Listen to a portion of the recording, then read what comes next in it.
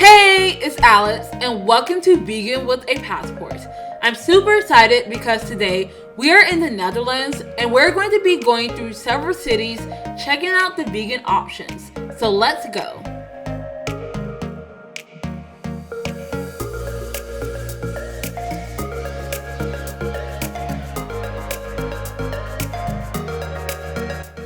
One thing you're going to notice in Amsterdam is the amount of restaurants that serve pancakes. Yes, literally restaurants dedicated to pancakes. So I was really excited to come across a fully vegan one called Mr. Stats, where you can get a variety of sweet pancakes and also savory pancakes. As for the sweet pancakes, I decided to get the Dutch apple pie cake. I enjoyed how you could taste the apple and cinnamon notes in the pancakes, and also how there was this sesame cotton candy on top of the pancakes. However, it wasn't like your typical cotton candy. It really wasn't that sweet. It really had more so a mild nutty taste and just a mild hint of sweetness. I also enjoyed the fluffiness of the pancakes and overall found them to be delicious. I then had a chai latte, which overall was okay. I just really couldn't taste the flavors of the spices.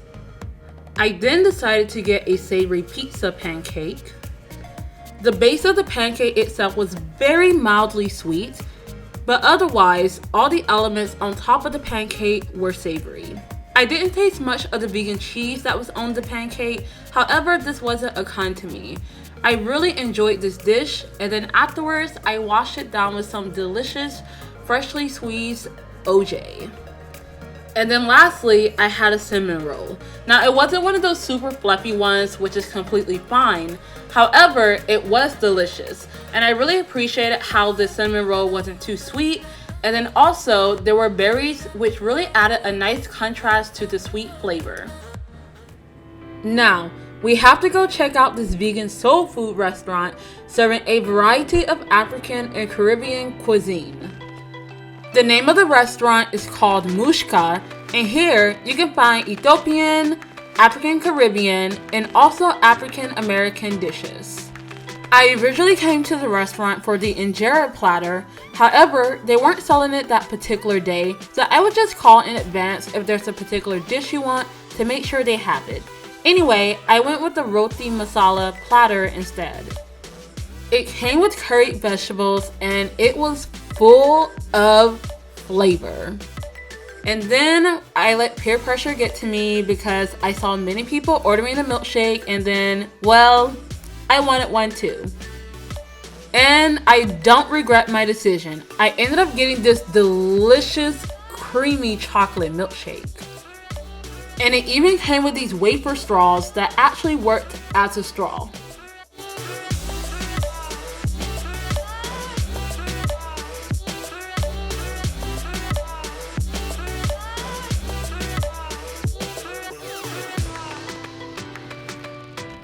Now let's go do some shopping at an all-vegan grocery store. But before we do that, we can also eat here because there's a deli inside where we can get food by the weight, and there's even a bakery.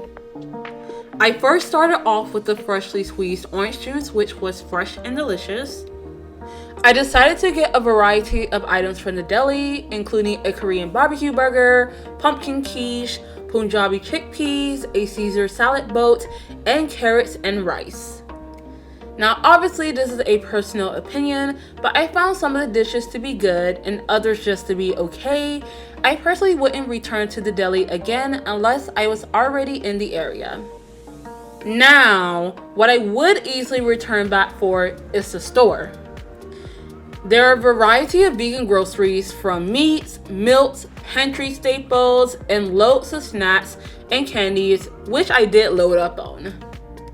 Also, I didn't get a chance to try the delicious looking bakery, so maybe I'll try it out the next time I'm in Amsterdam.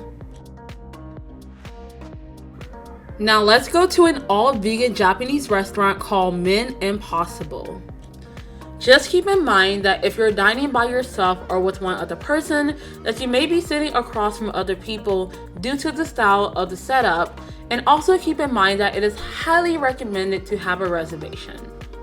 I first started off with this delicious and crunchy katsu platter, which included seitan katsu, shrimp katsu, lotus root katsu, and burdock katsu.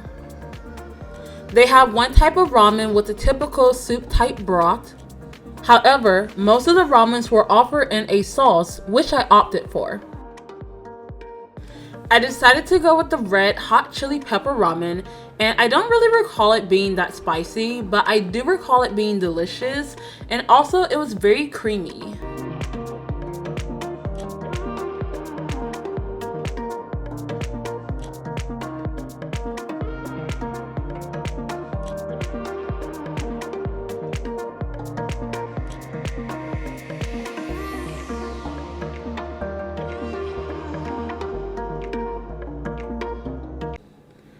Now let's go explore an all-vegan cafe with coffee, croissants, and a couple of sandwiches. As you can probably tell, please get here early. I got here at around 11 a.m. and most pastries, including the chocolate croissant I wanted, was gone. Anyway, a girl's gotta improvise, right? So I ended up going for this gorgeous pistachio croissant, which surprisingly was not only delicious, it had these lovely earthy notes from the flowers on top. And it also was flaky and soft. I then decided to go for the Korean barbecue sandwich, which was delicious, not too sweet, and I really enjoyed how the protein wasn't too dense. Also, if you're a lover of cute little miniature things, literally across the street from Margot's is this cute little miniature mouse museum where these woven mice literally have their own world, from their own homes, the grocery store, schools, and even an amusement park. Now let's go check out an all-vegan Pan-Asian restaurant called Veganist, which even has a bar on the inside. I got this jackfruit red dang curry, which was bursting with flavor, had some heat to it, and I really couldn't taste much of the jackfruit. I also got some Korean cauliflower bites, which were meant to taste like cauliflower, by the way. Anyway, the cauliflower bites were still crunchy and flavorful.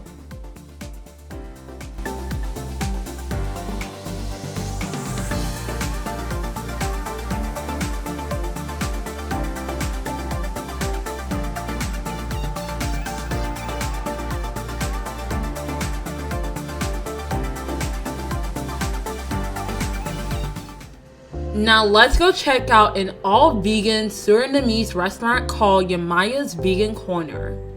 I ended up getting the cheesy shawarma and pita with plantain chips on the side. The plantain chips were just okay, however that cheesy shawarma was bursting with flavor. You could tell they were liberal in the spices they used in the shawarma, and also that cheese was gooey and flavorful. I also had palm, which is a root casserole dish, which came in pita, and it also was flavorful and delicious. Now let's go check out this cute all-vegan diner-style restaurant called Dear Mama. Here, you can get burgers, desserts, and even ice cream sundaes. And also, you can get a variety of other savory and sweet treats. I, of course, got a burger, a milkshake, and some fries. I ended up getting the cheesy fries, and although honestly the cheese didn't taste like cheese, the sauce still did have a nice savory flavor to it. Also, the sauce had a nice thick and gooey consistency. I then ordered the nacho burger. Now, I was expecting the nacho toppings to be a part of the burger itself. However, I was surprised to see an explosion of nachos on the side of the burger. Anyway, the burger was still delicious and the patty had somewhat of a meaty flavor to it. Also, I just ended up eating the nachos as well. Nachos. And to wash all of that yumminess down, I ended up having a chocolate brownie batter and hazelnut milkshake. I really enjoyed the flavor combination of the hazelnuts and the brownie mix, which really helped enhance the chocolate flavor. Also, the milkshake had that creamy taste that really yells milkshake, and on top of it, it was thick.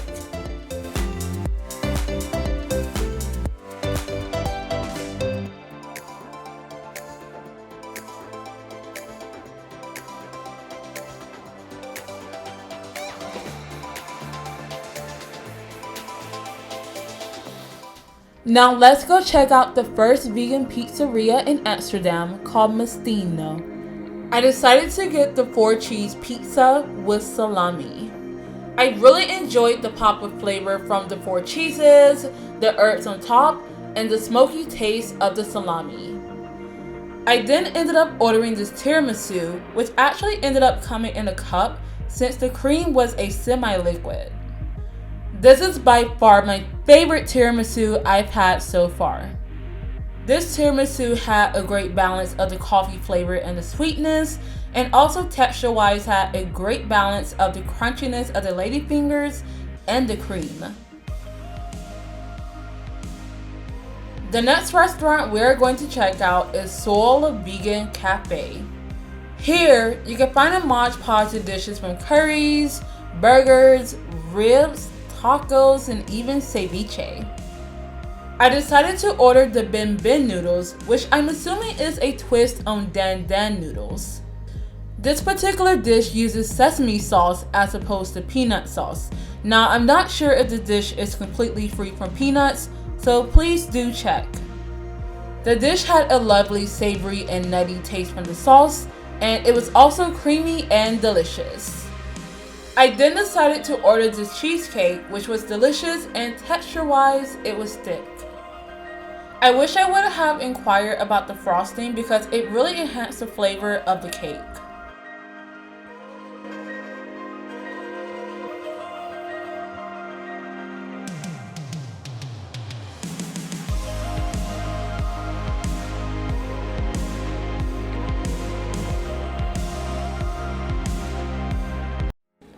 Now let's go explore Trevi's, which is another fully vegan Italian restaurant serving pasta and pizza. I was first served this toast with pesto, paprika, and cashew cheese.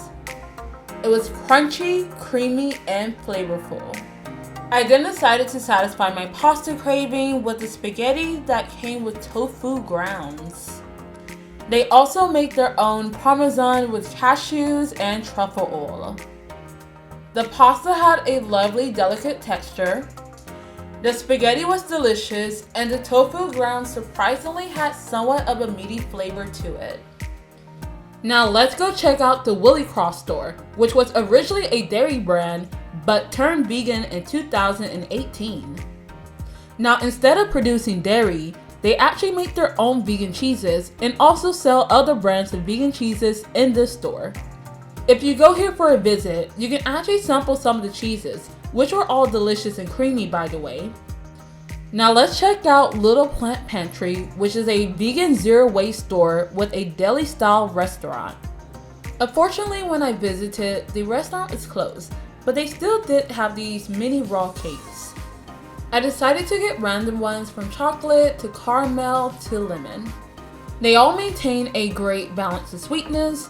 They were moist, but still maintained a great solid texture, and they all were delicious. The store also sells literally almost everything you need for your kitchen, including grains, beans, baking supplies, and spices in bulk.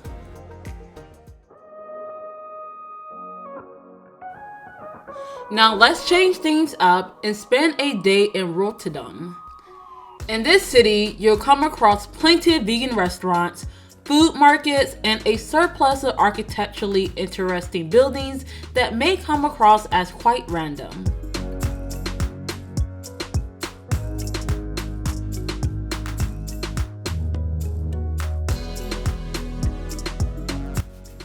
Let's first go check out this all-vegetarian buffet, which actually is mostly vegan, at a restaurant called Spirit. Everything with the exception of 2 items on the day during my visit was vegan, and everything that was vegan was clearly labeled. Once you get your food, you then pay for it by the weight. Half of the bar contains a variety of salads from fruit-based, veggie-based, grain-based, and protein-based. The other half contains hot dishes that vary during the time of the day. This can include items from sushi, fluffy pancakes, lentil stew, dumplings, fried items from potatoes to fried jackfruit, vegan steak potatoes, curries, and bow buns.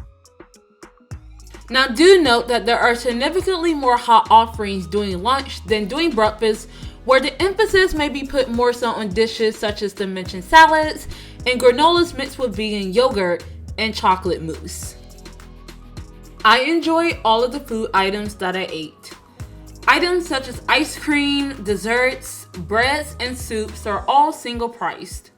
All of the ice cream flavors were vegan during the time of my visit. Additionally, all of the soups and bread were also vegan during the time of my visit. And about half of the desserts in the case were vegan.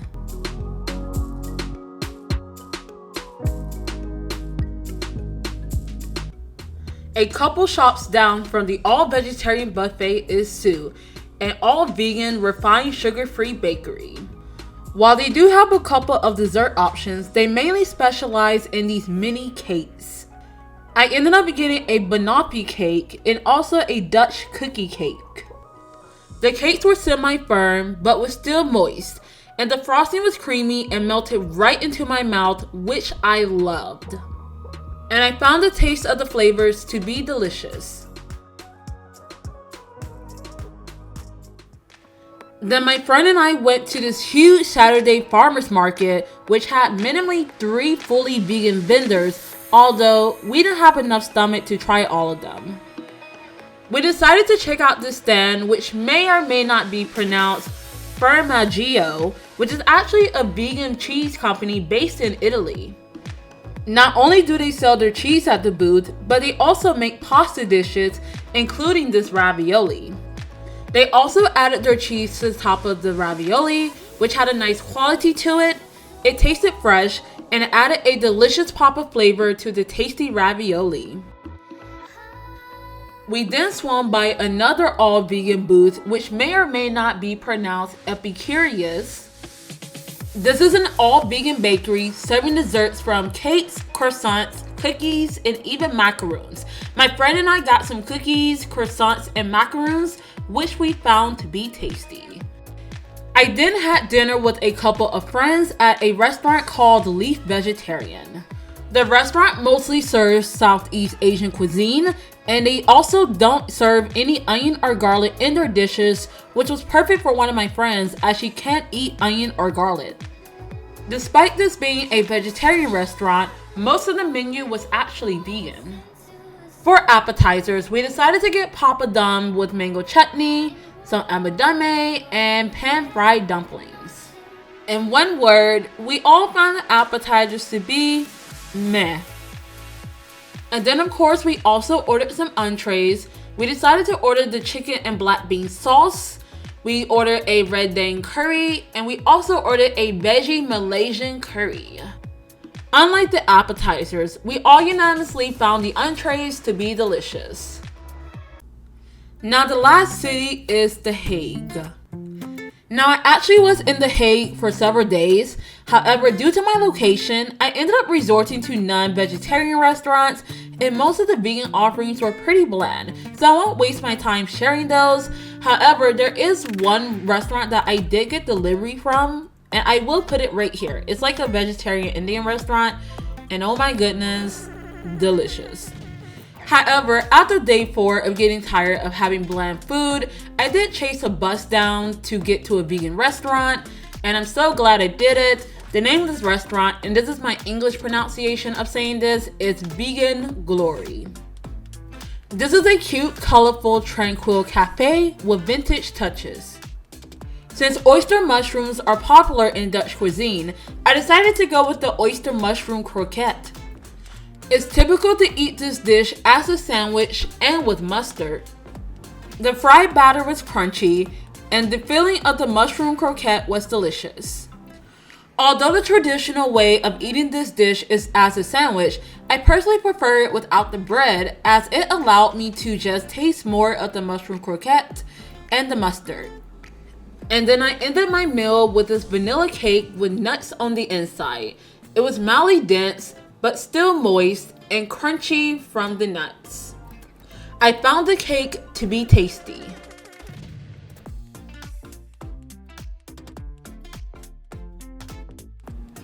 Thank you so much for watching, and if you enjoyed, be sure to stick around for the next vegan adventure. And also be sure to follow my Instagram, as I tend to keep everything up to date there. Until next time, bye!